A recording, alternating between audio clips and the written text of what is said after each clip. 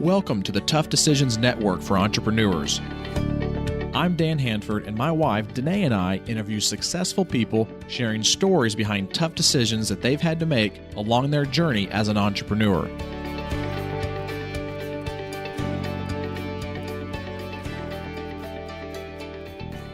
On the podcast with us today is Darrel Frater. He has a new consulting business called Sharpshooters Global. Welcome to the podcast, Darrel. Thank you, Dan. Thank you. Hi, Darrel. Thanks for being on with us. We want you to get us started and kind of tell us exactly where your focus is right now as an entrepreneur. Okay. Thanks, Annette. Just like Dan said, I recently started a consulting company called Sharpshooters Global. We're sharpshooters for problem solving, and we provide unique consulting services to companies to improve efficiencies and also to provide solutions through Lean Six Sigma. Well, one of the things we want you to do first, Darrel, is walk us through a tough decision that you've had to make in your past as an entrepreneur. You know, one that I like to start off with is one that didn't really turn out so well. So I kind of call it like the sore thumb tough decision. You start, talking with a bunch of friends or whatever about decisions you've made in business. This is one that kind of sticks out as a really not so good, not one of your best moments, but you learned a lot of lessons through it. So can you walk us through one of those tough decisions? Sure, of course. I'm going to take you back to my college days, which wasn't too long ago. I graduated from the College of New Jersey in 2015. And since my freshman year, I started a nonprofit organization called the Urban Students Bridge to Success, where we ran a few mentoring programs in the city of Trenton. So we had about 100 students that we mentored and about 15 college mentors going to the city every week to mentor the high school students on various topics. With our primary mentoring program, the Young Men's Leadership Academy, it was all boys, and it was so successful that we wanted to expand it to girls as well. So we had a few college people from TCNJ that were women and that wanted to get involved, and we started a new program called LADY, which was an acronym for Leading, Assisting, and Developing Yourself. The program was a hit from the very beginning. 35 girls showed up on the first day, and they were continuously showing up to the program, and it was great. So it sounds like a good story, but the story actually ended up sour. And this is where I learned a lot of lessons in terms of management and leadership. My leadership style in the beginning was very micromanaging, and I was very particular on every little thing and task that the mentors did with the students. I got feedback from my team. I got feedback from my partner, Roger. And they, told me, hey, Darrel, just relax a bit. Let them do them. Let them, handle the program. And take care of the operations. So, I took that advice and I did a complete 360 or a complete 180, and I completely just fell back completely. So I went from micromanaging to not managing at all. And in a short period of time, probably about a month of not really, managing that program as closely as I was before, the students in the program all decided to quit. So we had 35 girls that were showing up consistently, and out of nowhere, they quit the program. They wrote me a long letter saying that they were starting their own program, and the program was called Fruit. I don't remember the acronym, what it stands for, but it was something amazing. And these 13, 14, 15-year-old girls went off and they started their own program. And it was just interesting to see that because of how I didn't have that balance in terms of the way I was managing, it caused things to go pretty bad, and I didn't have a full control of what was going on in the program, which caused the students to, not like it anymore and want to go do their own thing. From the letters that you received from the girls, what was some of the feedback that they were providing you as to why they were trying to start their own? The girls said that the mentors were too tough on them. They were, not really listening to them. It wasn't fun anymore. That, they kind of just lost all the reasons why they joined in the first place. And it was just, they were kind of sick of it after a while. So they decided to start their own, and they partnered with the Boys and Girls Club, and they started their own program. And it was a great moment for them because they got to be entrepreneurs themselves and not just attending a program.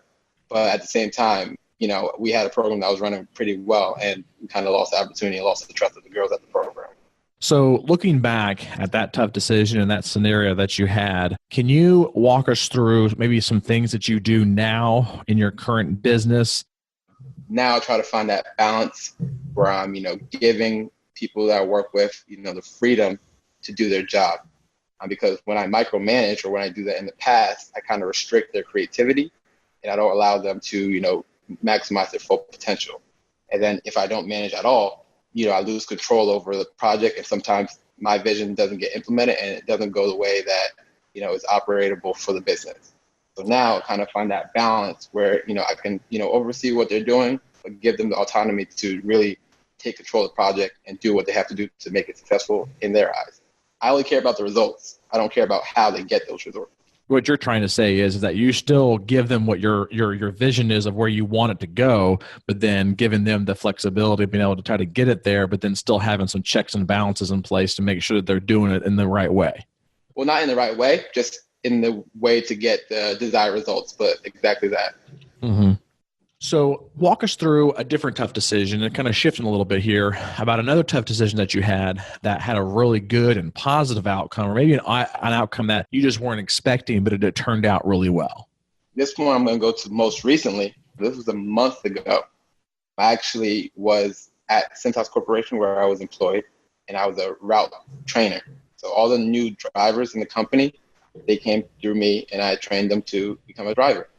A month ago, I got into 2 accidents with the company truck in the same week, and I got removed from that position. They said, hey, we have a strict policy. You're not allowed to drive anymore. You can stick with the company and, go to apply for a non-driving position, or you can be terminated. And it was a pivotal moment in my life where I decided that in order for me to have the best growth, or what's, for my future, what I want, this is the time for me. I got to, part ways and go launch something that, is going to be beneficial to my future. And this is where I had the courage to go out and start Sharpshooters Global. That was a month ago. I opened up the LLC the next day after I left Cintas. And then about 3 weeks later, I got my first client, and here I am today. That's exciting. So it's going to be neat to kind of see and kind of follow you as you continue to grow in this path with this new entity. So first, let me ask you this about this decision that you had. So when you were working for this company, they had like an internal policy change, which caused them to make that? Or what was the reasons why you couldn't drive anymore? Well, they have a strict policy. They have I think Cintas have the 8th or 9th largest fleet of trucks in the United States. So they really care about, their fleet management and making sure that drivers are safe and driving safe and, have a good record when it comes to driving their trucks. So the policy is if you have 3 accidents within 2 years, you're out. And I got into a minor accident when I first started driving, and then I got into 2 the week before, the week that I got fired from that position.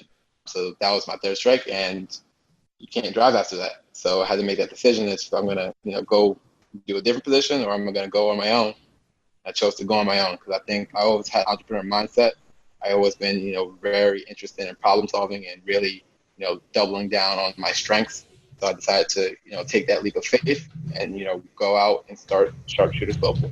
So before you even had this opportunity, I say as an opportunity because it kind of was an opportunity to make a decision as to leave that organization, had you already kind of been thinking in your mind about that transition and possibly trying to find a way to get out? This kind of was just like an opportunity that just arose, or was this something that was just totally new once that opportunity came? A little bit of both, because you hit me up on LinkedIn a couple of months ago in response to one of my daily success tips.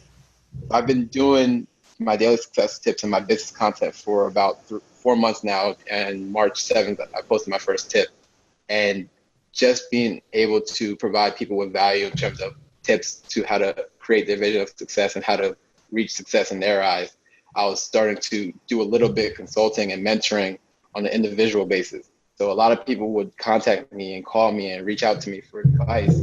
So many people would advise, like, Darrel, you have a knack for problem solving. You're helping me so much and you're providing so much value. So I had the idea of consulting, from this experience of doing my daily success tip and my other business content. So with that, the opportunity came and I'm just like, I got to go do it. I have no choice. I have to do it. This is time. If it's not now, it's never. How many followers do you have now on your LinkedIn channel? LinkedIn, I have about 9,000. Wow, that's awesome. And I always started about 4 months ago. I had like 800 4 months ago. And then after posting the contact, a lot of people, share and post and refer me to other people. And it just blew up pretty quickly. Wow, that's really neat to see how fast you have grown there. Talk a little bit about your strategy for making difficult decisions? You know, you've made one pretty recently as well as some in the past. So how do you approach a difficult decision? It's actually interesting that you asked this question. My first article on LinkedIn that I wrote as a part of my business content, this was about a month ago. It was called The Order of Operations for Effective Decision Making, where pretty much I outline a simple guideline, 3 steps, so you can always make the best and the most sound decisions in your life. Pretty much it orders the use of your body parts in the most optimal order to make the best decisions. So the order starts with the eyes and the ears. Next is the heart and the mind. Then it's the mouth and the body. So pretty much with the eyes and the ears, you're just using that to gather information. Once you've gathered all the information you need, you can activate your heart and your mind to process that information. After that information has been processed, you can now use your mouth and your body to act or speak in response to everything you've learned and gathered. And that's how you make the best decision possible in every scenario. Very good. So implementing all those things, and I don't think we've had anybody break it down like that, so I like that. All right, we're going to take a quick break and hear from one of our sponsors. And when we come back, we'll talk to Darrel about his favorites as they relate to business. Have you ever thought about investing in real estate, but find yourself so busy that you don't have time for it? Do you have FOMO, which is the fear of missing out? At HanfordCapital.com, we help investors with passive real estate investments that project better returns than traditional investment vehicles such as the stock market. If you'd like to find out more about our passive real estate investments, visit HanfordCapital.com. That's HANDFORD capital.com. We will jump on a call with you to discuss your investment goals and to see if our investments are a good fit for you. This advertisement is not to be construed as an offer or recommendation to buy or sell a security. Visit HanfordCapital.com. And we are back with Darrel Frater. Darrel, what we want to do is this is a series of quick questions and answers that we call the trifecta. And first, I want you to start us off by telling us what your most favorite technology is that you use in business that helps make your life easier. Can I say 2? You may. I'm going to go with the first one, obviously LinkedIn. I just love LinkedIn. It makes networking and connecting with people professionally so much easier. You know, it's really been, the forefront of me building my platform as an influencer and putting out content. The next, my favorite technology would be Google Keep.